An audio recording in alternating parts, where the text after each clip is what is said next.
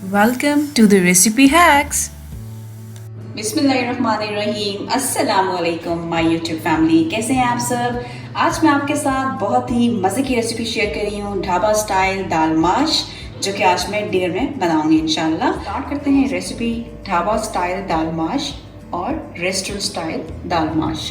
उसके लिए मैं ली है दाल माश हाफ kg। उसको मैंने अच्छी तरह से धो लिया था। धोने के बाद उसको मैंने नमक वाले पानी से बॉईल किया है और ये आप देखें कि कितनी गलानी चाहिए इसको। तकरीबन 90% कि आप दाल ये इस तरह से कि बिल्कुल दाना आराम से ना टूटे, थोड़ा सा इसमें कनी बाकी रहनी चाहिए, जो कि हम फ्राइंग में पूरी हो जाएगी।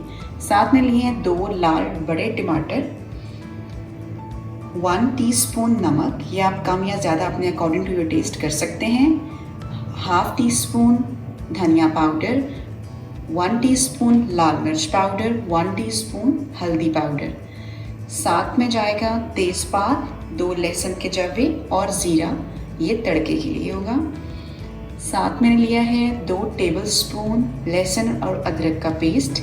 इसमें हम प्याज का इस्तेमाल नहीं करेंगे, तो ये जो मसाले हैं ये थोड़े से ज़्यादा जाएंगे। 3 से 4 अदद बड़ी हरी मिर्च दाल माश में बहुत अच्छी लगती हैं और इनका एक बहुत अच्छा टेस्ट भी आता है। तड़के के लिए मैं यूज़ करूँगी देसी घी।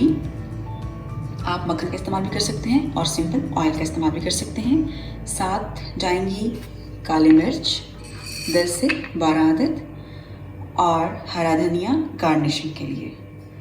तो स्टार्ट करते हैं अपनी जो रेसिपी है उसको बनाते हैं। एक आप पैन लेंगे जी, इसमें हमने ऑयल डाल दिया है।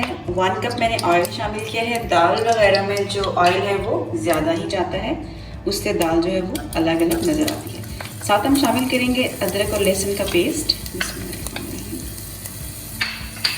इसको आपने हल्का सा जो है वो कलर देना है और इतना रखना है कि अदरक की जो खुशबू है वो दाल में आनी चाहिए। तो आपने ज़्यादा इसको पकाना नहीं है, सिर्फ हल्का सा सौसे करना है।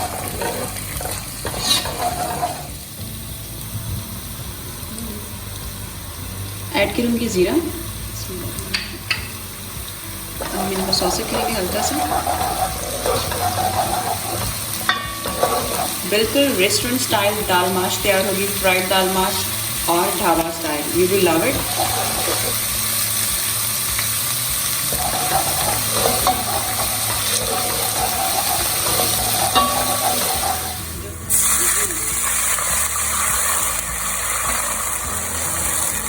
जैसे ही हल्का सा कलर जो है वो चेंज हुआ लहसुन का, तो मैंने पानी का छींटा लगाया, उससे जाइए स्टॉक हो जाएंगे।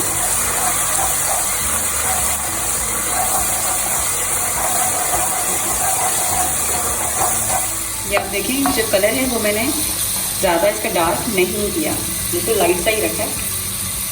अब मैं शामिल करूँगी टमाटर।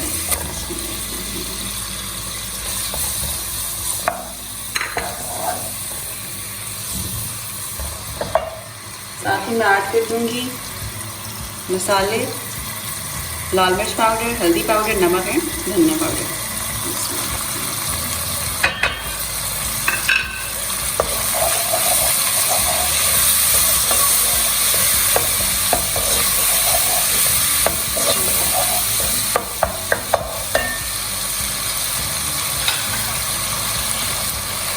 अब आपने टमाटरों को भूनना है अच्छी तरह से और इनको गलाना है।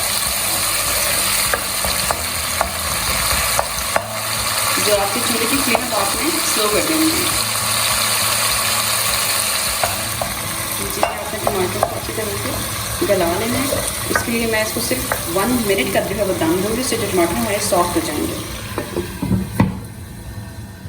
जी, हम देखते हैं कि टमाटर जो है वो हमारे गले हैं या नहीं।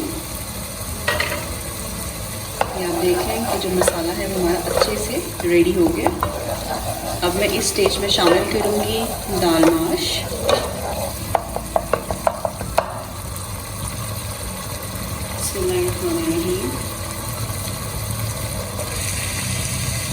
आहिस्ता आहिस्ता आपने शामिल करनी है और ज़्यादा चम्मच नहीं चलाना कि जो दाल है वो आपकी टूटे ना।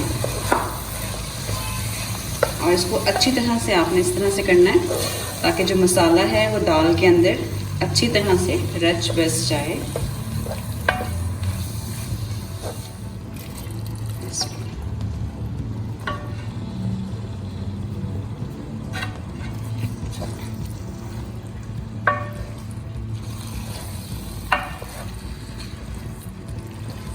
दाल को मैंने अच्छी तरह से मिक्स कर लिया है मसाले में. अब मैं थोड़ी सी डालूंगी हरी मिर्चें और बाकी जो है वो मैं थोड़ी गार्निशिंग के लिए रख दूँगी.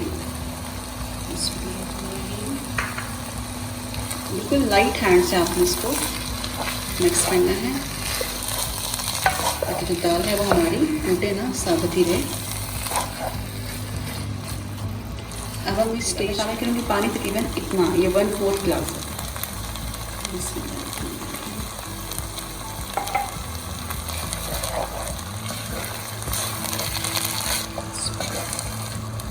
और साथ ही आपने इसको दम पे गलने के लिए रख देना है तकरीबन 10 मिनट्स के लिए.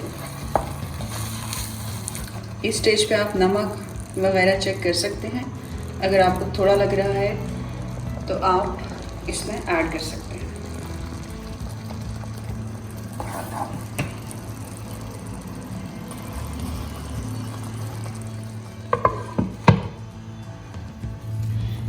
टेन मिनट्स का दम दिया था हमने दाल को और ये हो गया. हम इसको देखते हैं इसकी क्या पोजीशन है.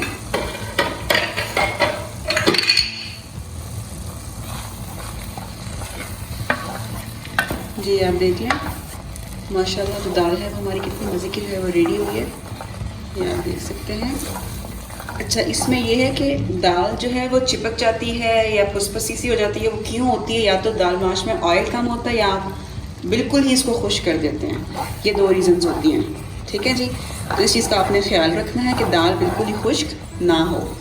अच्छा इस स्टेज पे अब मैं शामिल करूँगी जो मैंने आपको काली मिर्च इंग्रेडिएंट्स में दिखाई थी. ये वो है और इसको मैंने खुद घर में पीस लिया था. इसका बड़ा अच्छा और बड़े मज़े का जो है वो टेस्ट आता है. बाज़ार का पाउडर आपने यूज़ नहीं करना, कोशिश करने के घर में ही तैयार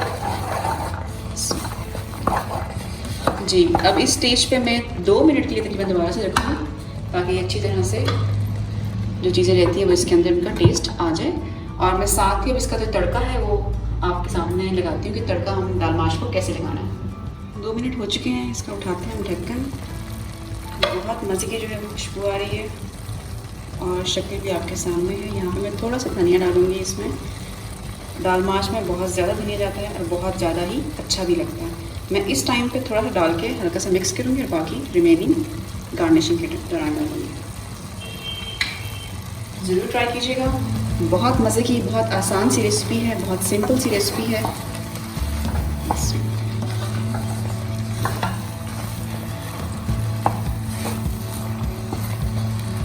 दाल हमारी गल चुकी है अच्छी तरह से. अब मैंने इसका जो स्टोव है वो बिल्कुल स्लो कर दिया है, बिल्कुल लाइट से जल रहा है क्योंकि मैंने इसको तड़का लगाना है. और तड़के का जो स्टोव इसका बिल्कुल ही ऑफ कर दूँगी. तो प्रिपेयर करते हैं तड़का जी. तड़के के लिए हमने एक पैन ले लिया है. पैन में डालूँगी देसी घी.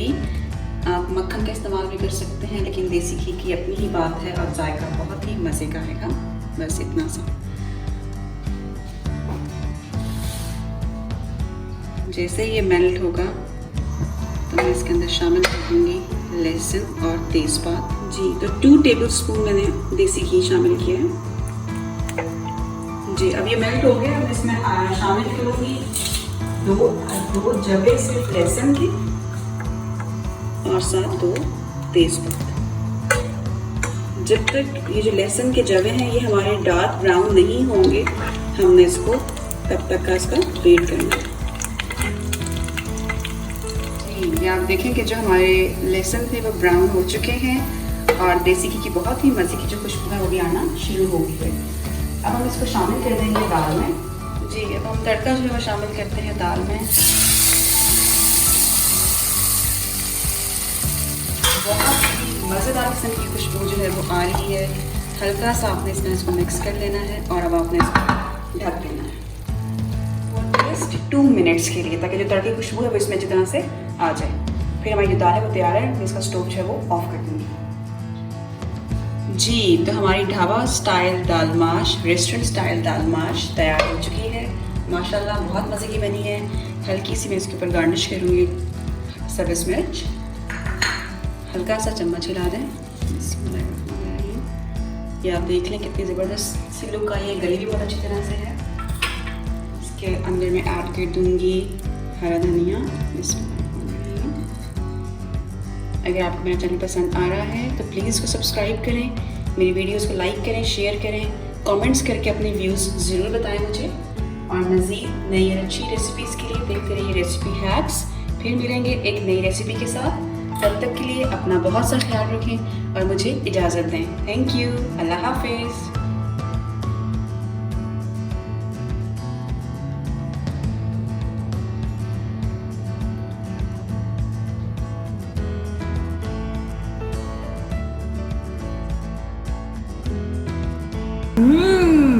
Yummy!